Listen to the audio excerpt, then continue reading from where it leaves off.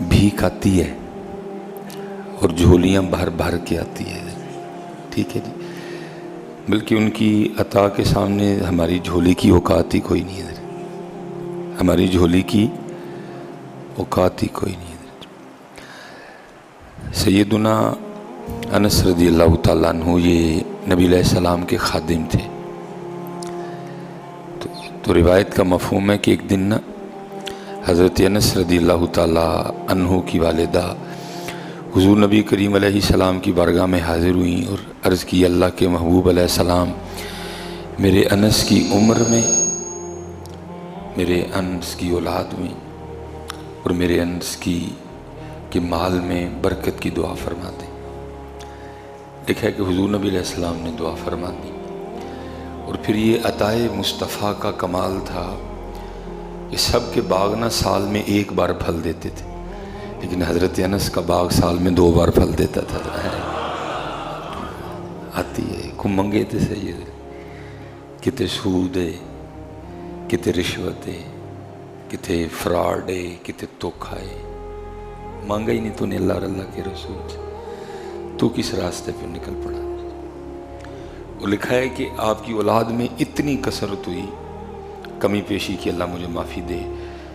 लिखा है कि तकरीबन 50 से ऊपर और 70 से थोड़ा पीछे आपने अपने पोते पोतियाँ नवासे नवासी अपने हाथों से दफनाई हैं। इतनी आपकी औलाद में बरकत हुई है।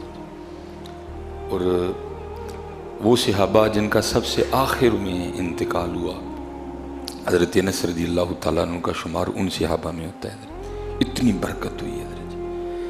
बस मैं आपसे इतना ही कहूँगा, जब भी किसी चीज़ की ज़रूरत हो तो उधर ही झोली फैलाना यार, दे दें अल्हम्दुलिल्लाह, ना दें तो ये समझ के खुश हो जाना ये चीज़ मेरे लिए ठीक थी नहीं है।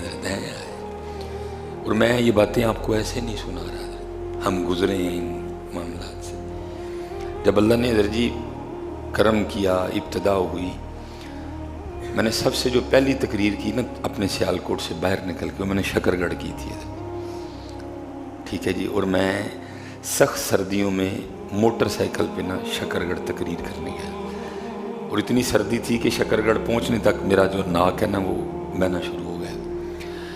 उस वक्त ना मैं ऑनलाइन क्लासें भी पढ़ाता था, कुछ USA वगैरह में, कुछ UK में पढ़ाता था। इसलिए मेरी मजबूरी थी कि मैं रात रुक नहीं सकता था, क्योंकि नेट वगैरह लैपटॉप वगैरह सारे घर में पड़े थे, मैंने यहाँ नहीं आना था।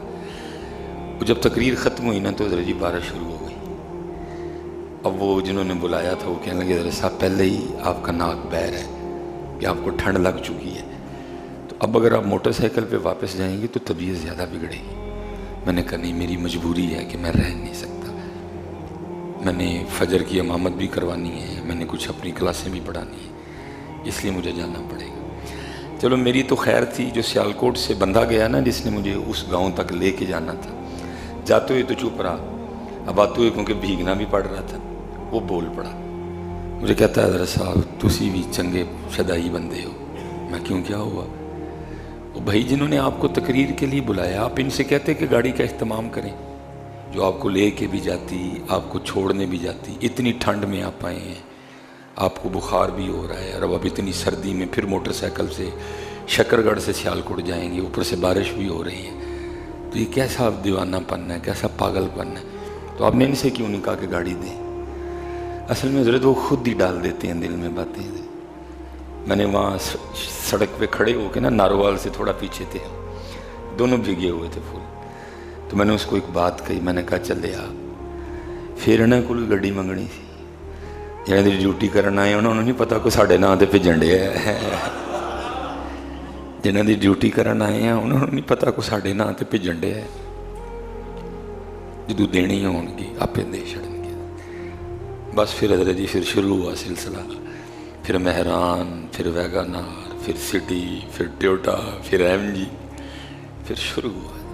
वो देते हैं बेटा, बस थोड़ा सा पहले चेक करेंगे भला ये क्या करता है, थोड़ा सा चेक करेंगे पहले ये करता क्या है भला, पहले खुद ही दिल में ख्वाहिश डालेंगे, फिर देखेंगे ये इस ख्वाहिश की तकमील के लिए कौन सा रास्ता अख्तियार करता है। बस ये छोटा सा इम्तिहान है اس میں پاس ہونا فیل نہ ہونا، مضبوط رہنا۔ بڑے بڑے بیٹا حالات، ہاں ایک معاملہ ہے گھر کرائے پہ ہے، انشاءاللہ وہ بھی کرم ہونے والا ہے، آثار نظر آ رہے ہیں وہ بھی، باقی بڑا دیا حضرت، اتنا دیا۔ ابتدا تھی نا حضرت جی، حالات بڑے ٹف چل رہے تھے، کیا آپ کو بتائیں۔ پھر چینل والے آ گئے، وہ آ گیا، وہ آ گیا، وہ آ گیا، اے حضرت صاحب کتنے رول چلے ہو، آؤ ہمارے چینل پہ بٹھائیں، بیٹھیں آپ کو دیکھیں ہم کہاں سے کہاں لے جائیں گے۔ میں یار تُسی کہاں سے کہاں لے کے جا سکتے ہو، میں تو اس در پہ بیٹھا ہوں جہاں لے جائیں گے میں چلا جاؤں گا۔ ہے میں کچھ یوتھ کو سکھانے کی، میں اب یوتھ کو یہی سکھاتا کہ جڑا چینل تے نہیں بھوے گا مشہور ہی نہیں ہو سکتا۔ میں نے بتایا کہ بیٹا چینل پہ بیٹھے بھی بندہ مشہور، بیٹھے بغیر بھی بندہ مشہور ہو سکتا ہے۔ کبھی بیٹا غلط، یہ نہیں کوئی چینل پہ بیٹھنا غلط ہے، یہ جو چینل پہ بیٹھے ہیں غلط کر رہے ہیں، اپنا مزاج ہے میرا ایک۔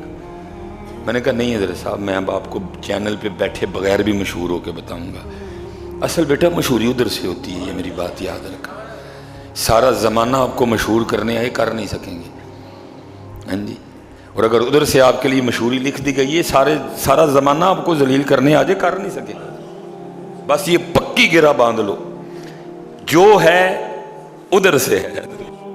اور میاں صاحب نے، میں کہتا ہوں ایک جس کو کہتے ہیں جی کوزے میں دریا بند کرنا، میاں صاحب نے کر دیا کوزے میں دریا بند۔ آپ فرماتے ہیں جیو بیلی سب جگ بیلی، کوزے میں، اس کو کہتے ہیں کوزے میں دریا بند کرنا، میاں صاحب نے کیا کوزے میں دریا بند۔ آپ فرماتے جے او بیلی سب جگ بیلی، ان بیلی بھی بیلی۔ بس اتنی سی بات ہے، مرشد نے یہ سمجھا دی ہے، پیچ کس چھڑے کٹ کے کسے ہے، سکون ہے حضرت جی، موج ہی موج ہے۔ ہمیشہ ادھر جھولی پھیلانا، دے دیں نہ دیں جویں سائیں راضی، لیکن کوئی غلط راستہ اختیار نہ کرنا کہ کل حضرت جا کے نبی علیہ السلام سے ہم آنکھیں نہ ملا سکیں۔ تھوڑی زندگی ہے، 70 سال میں نے بڑی بڑی باتیں سنی ہیں حضرت جی، میں نے اتنی باتیں سنی ہیں کہ میں آپ کو بتا نہیں سکتا۔ اتنی کوئی کہتا تھا اینے موٹر مکینک بننا ہے، کوئی مجھے بیٹی دینے کو تیار نہیں تھا۔ میں نے اتنی باتیں سنی ہیں، کبھی کبھی دل کرتا تھا خودکشی کر لوں۔ ایسا آج دیکھ لو حضرت جی، او بیلی سب ان بیلی بھی بیلی۔ اب ادھر سے کرم ہو گئے، کرم ٹھیک ہے۔